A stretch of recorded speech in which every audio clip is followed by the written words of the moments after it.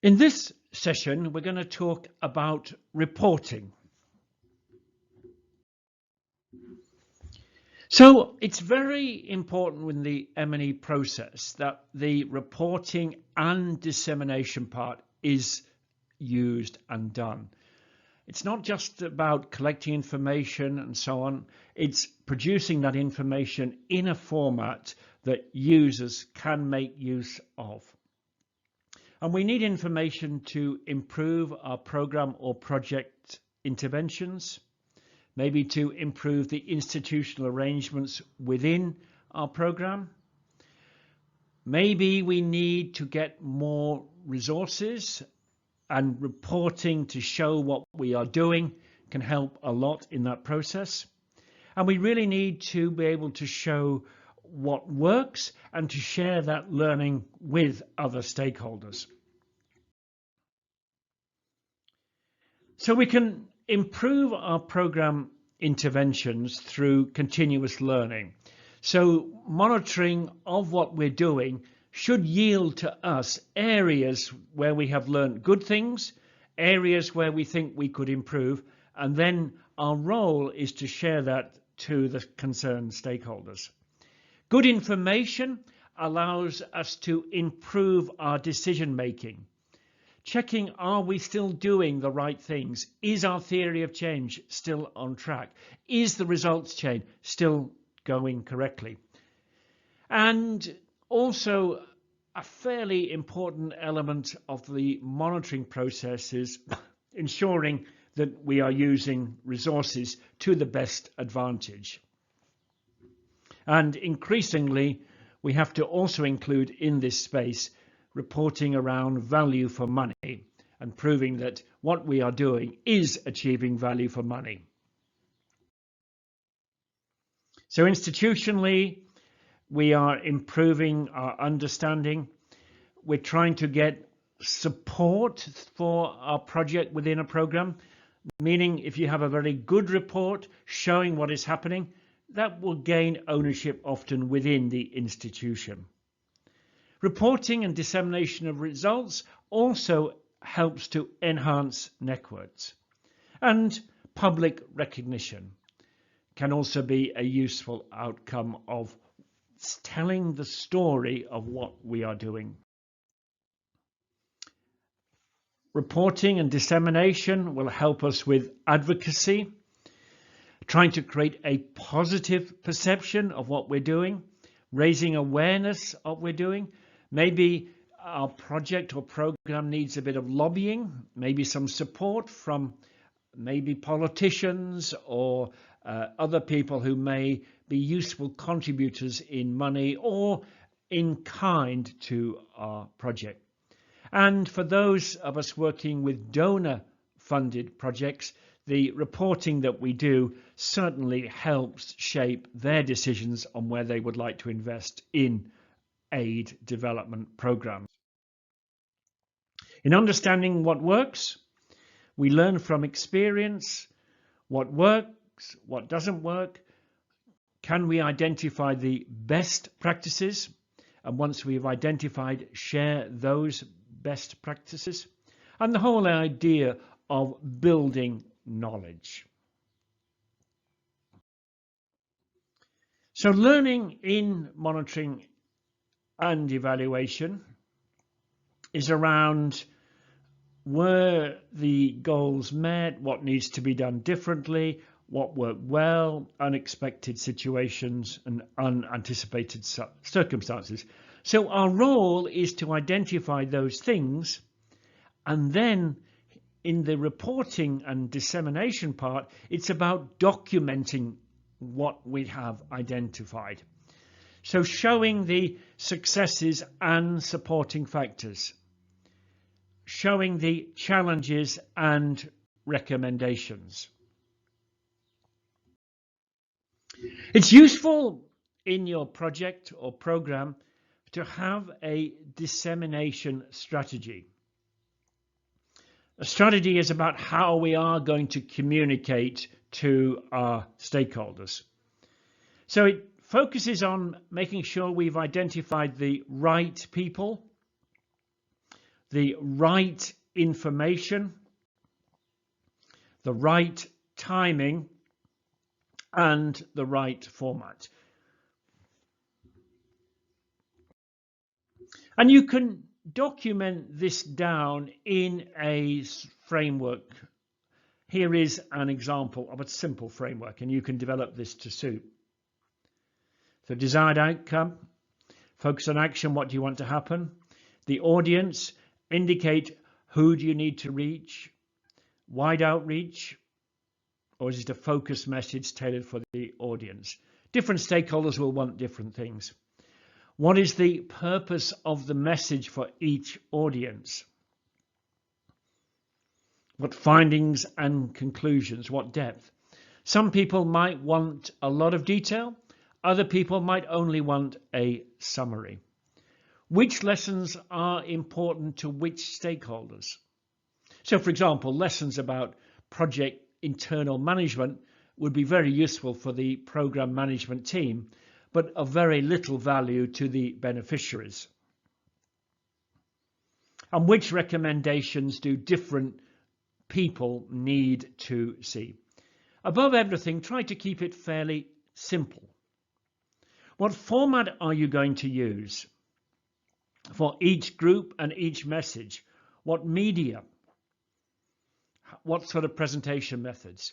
And in this space today, we have seen a massive increase in the use of digital methods. So construction of dashboards is certainly something we're working on a lot more.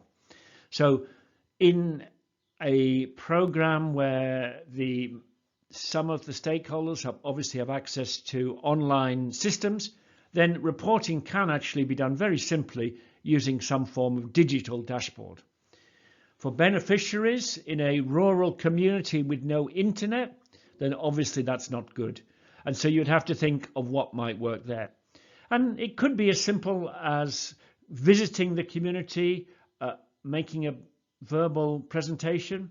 It could even involve going with a drama group and explaining what you found, for example, or some form of simple literature. It could also, for example, involve using local newspapers to give your reports. So the point here is that when you get your information, think about each target group and what media you will use for each. Issues around timing. When should the results be disseminated? And what resources do you have available to disseminate M&E results? If you are planning a budget for monitoring and evaluation, do try and make sure you include money for resources. There are costs involved in producing brochures or coloured reports. You might want to produce a video or something similar to that. And this does cost money. So think about that at the outset. And one caution we might raise, what are the possible dangers or negative effects of dissemination? So the audience, are we thinking in terms of wide outreach or a focused message? The message itself, what are you trying to explain to a particular group? The medium, as I said earlier, a great range available to us these days, from databases, reports, informal means like theatre and puppetry, community meetings, press releases, radio and TV broadcasts, internet presentations, and so on. So do think creatively around this space. Again, in the internet space, you have tools like Facebook or Instagram, websites. So these are certainly becoming more and more available to us. When are you going to disseminate your information at different stages? Thinking about keeping stakeholders with you and the idea of ownership, regular communication can be useful. Things like considering a newsletter, can be a useful way to share what's happening, for example.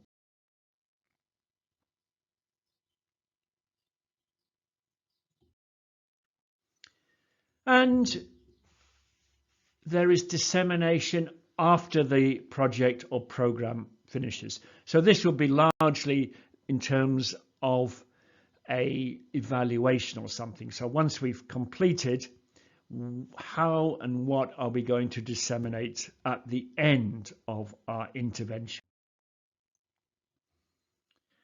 And again, at that stage, reports are obviously something that probably most, if not all, projects would produce at the end as part of an evaluation. So you will need to produce a report. Oral presentations, press releases, fact sheets, slide or computer presentations are sort of some of the typical things that would happen at the end of a project or program. A little bit around using dashboards. This is a growth area, and you can buy now many computer applications which are already set up, and all you really need to do is pump in the information and the data will be displayed in terms of visualization. And the idea to create some kind of dashboard.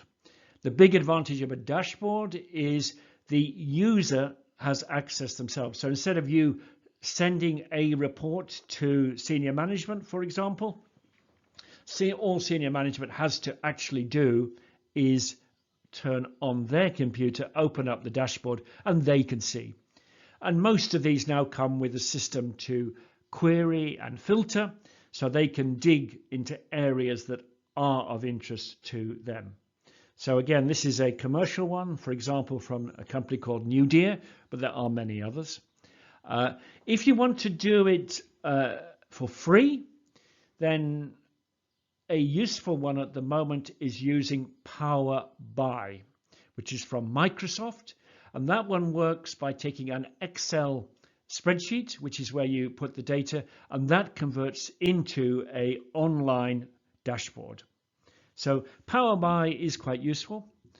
One that you have to pay for is Tableau, which some people like to use for data visualization, similar to Power BI.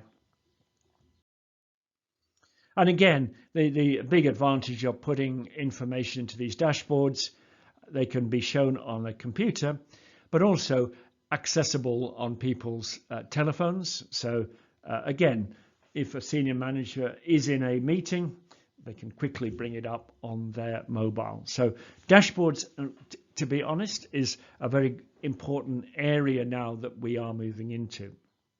If you need help with these dashboards or some advice, please do contact me. I've been doing a lot of work in this space recently.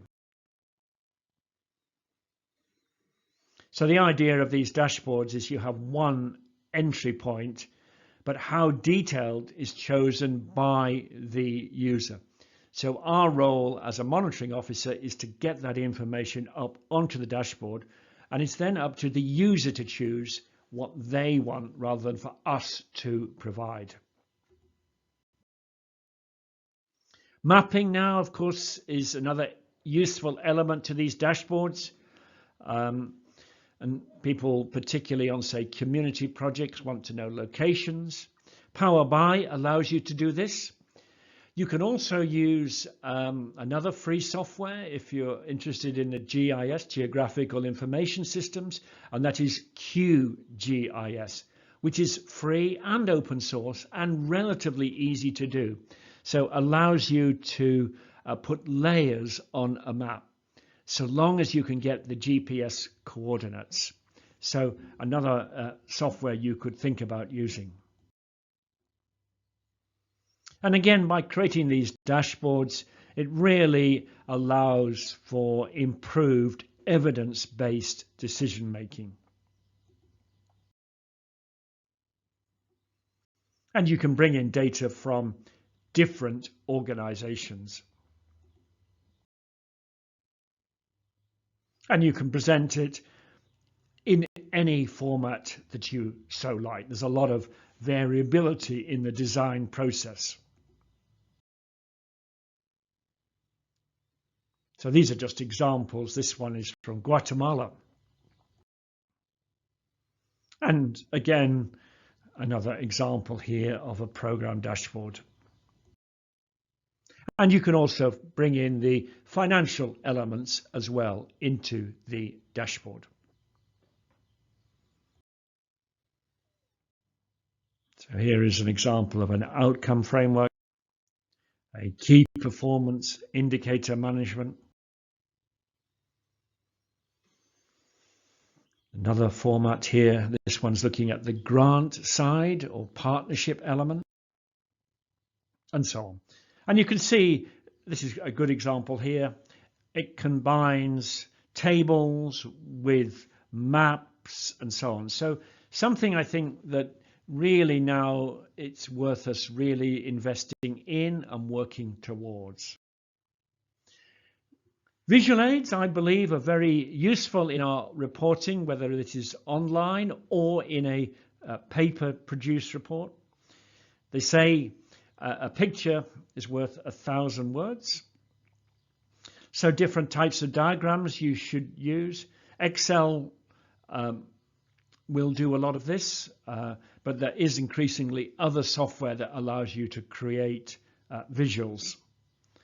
So you can have a flow chart, a pie chart, a vertical or horizontal bar chart, a line chart, a table, and a diagram. And the idea is that you select for the best way to show a particular data set. And you can be creative in how you make your information. A term that we use to describe where we combine information and words together is an infographic. And again, some free software that might be useful to you is Canva, which has already a lot of templates. So if you have artistic skills or someone in your program is of an artistic nature, be creative. Yeah? Don't just think in terms of a traditional report. Different stakeholders might prefer their information in a rather more infographical way or more of a visual way. For the actual formal report, I would say simplicity is the key. There's a temptation to produce a lot of words, but the real skill is in minimizing words. Some donors actually make a restriction on the number of words that you may be able to produce for an evaluation report. They may say the maximum report length is 30 pages, and that will challenge you to summarize and only put in the key elements. Obviously, each report will have its own outline, and there are different outlines dependent upon you. I mean, this is a fairly general one that you might follow if you're not too sure. We normally start with an executive summary, introduction, background, methodology, finding or results, conclusions, recommendations, lessons learned, unresolved issues, and annexes. Annexes where you put all the sort of backup information.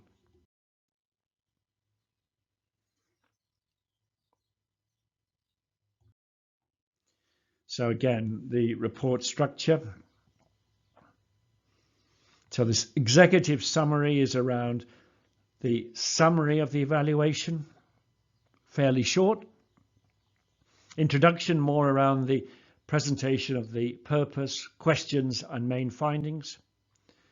The evaluated intervention describes the evaluated intervention and its purpose, logic, history, organization, and stakeholders.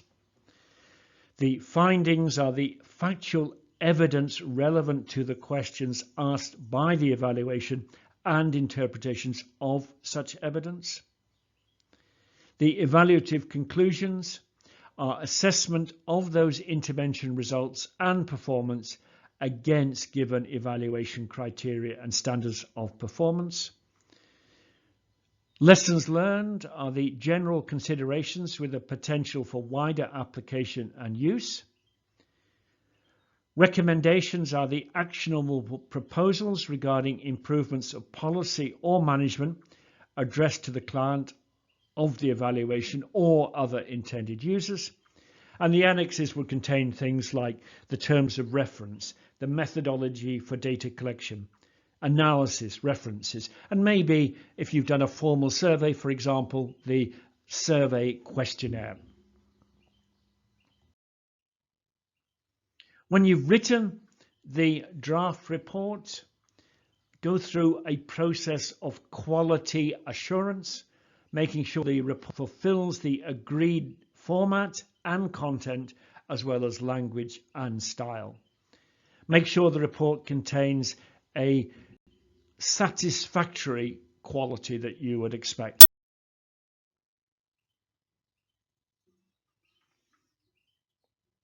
So some of the determinants of good use: obviously high quality, timing, ownership. You build it in from the planning phase, and marketing the diversity of products. So the main instruments in the report, and by instruments, these are the elements of the report where probably the reader will focus on in terms of what was the conclusion, what were the recommendations. So a lot of people may even jump straight to the recommendations. So in your report, do make sure that the recommendations are very clear, because these are the actual things that people will be considering to action. Lessons to be learned, again, try to bring those out to be clear, and the summary, a proper summary. So what I mean is the instruments are probably the key elements of the report that you need to really have in a robust format, because this is the action element of the report, whereas the rest is largely around the justification. And it is this area that if you're in a donor funded project, they will be focusing their questions and interest and so on. So if you have an evaluation manager, they need to check, does the report meet the formal requirements? Does the report conform to the agreed format, structure and contents? Is the report well written? So what I mean is, in a larger organization, once you've done your report, you might well send it to someone, the evaluation manager, or within, if it's a donor, they may have a look at it before they send it on to their senior management. Again, we've talked through these main elements of our particular report.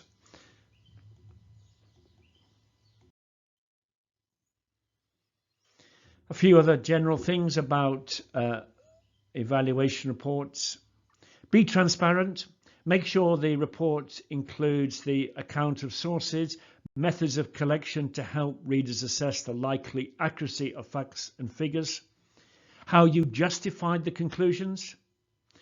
The reader should be able to follow each step of argument from question to answer. Impartiality. The perspectives of major stakeholders should be impartially reflected in report. The report should not give precedence to any one perspective without saying so. It must cover both strengths and weaknesses. And then in terms of publishing the report, check the guidelines for publication. Check the final report received from the consultant is ready for publication. You may have to think about translation into other languages. Make a list of people and institutions that should receive the report. Dispatch printed electronic copies as soon as possible to those on the list. And what are the dissemination policies? Most funders have dissemination and communication policies and guidelines, which are downloadable from their websites. And these documents will explain how to lay out the report so it is in line with the branding and other organizational communication requirements. So key issues for follow-up. The wider organization and the public is informed about the results, or are they not? The client stakeholders use the report, or do they not? Are recommendations acted upon? So the idea of this part is it's no use to just to produce a report and call it quits. It is ensuring that the report is used. So one of our responsibilities, probably not so much for the evaluator, but for the program manager and the organization, is the follow-up of the recommendations of that. And that will usually involve discussions between the institution implementing and the funding source around the recommendations, ensuring that they be used in future situations. So checklist report dissemination. Discuss with relevant stakeholders to whom, when, and how the results of the evaluation should be disseminated. As I said earlier, consider the range of dissemination options and make sure that dissemination is tailored to the specific needs, interests, and information requirements of individual audiences. Focus dissemination efforts on the intended users of the evaluation and other groups that can be expected to make effective use of the evaluation. And as we said earlier, at the outset, plan your dissemination. Who are the target audiences? How we are going to reach them? And what are those messages? So once the report is disseminated, the evaluation manager needs to respond to feedback to the report and facilitate the use of the evaluation as an input to discussions and decision making in the organization and with its cooperation partners and other relevant stakeholders. One issue that comes back is how to respond to feedback to reports. So an evaluator may produces the report, and the organization being evaluated may not always agree and may have some disagreements. So it's important that the organization has a chance to comment on relevance, accuracy, and so on. And this is normally done on a point-by-point response. So the organization or project will come up and list a series of points where they feel that it is good or bad or needs some changes. And you might end up with the action plan of what needs to happen next. So that's just a general run through about reporting. It's a difficult one to really teach because reporting is one of those skills that you kind of need to do. So, and I know a lot of people don't like writing reports, but it's one of the jobs we have to do as part of our process. So I think my takeaway is, obviously, write the report, be as creative as you can, think very strongly about the conclusions and recommendations and actions, remembering that is the key takeaway, I would say, from a lot of our evaluations. So make that very clear. Think in terms of using visual aids, graphics, charts, and so on. For more around monitoring reporting, very much I would consider now using a computer-based dashboard system. That makes the whole data visualization process a lot better and allows the user themselves to select what they want. So have fun with your reporting. There's a few more elements in this section of the module here. Thank you very much and good luck with the rest of the course.